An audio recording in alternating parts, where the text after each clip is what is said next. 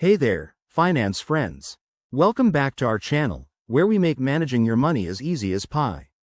Today, we're diving into how to categorize transactions in Wally, a super handy feature that can transform your budgeting game. If you're new here, hit that subscribe button and ring the bell so you never miss a tip on simplifying your finances. First off, why bother categorizing transactions? Well, it's like sorting your laundry.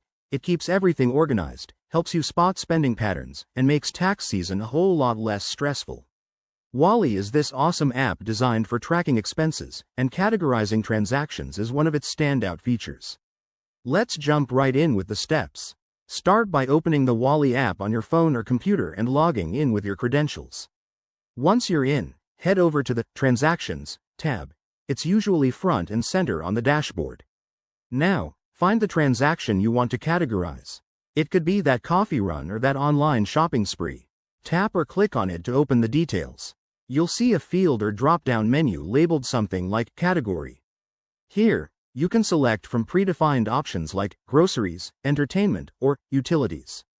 If nothing fits, don't worry, Wally lets you create a custom category. Just type in a new name and hit Save.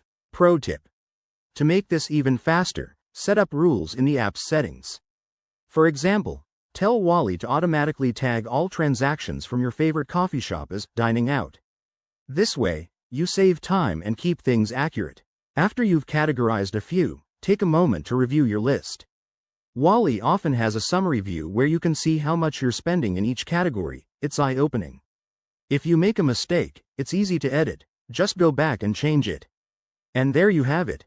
Categorizing transactions in Wally not only keeps your finances tidy but also empowers you to make smarter money decisions. If you found this helpful, give it a thumbs up and drop a comment below with your favorite Wally hack. Don't forget to check out our next video on advanced budgeting tips. Thanks for watching, and see you soon. Stay savvy.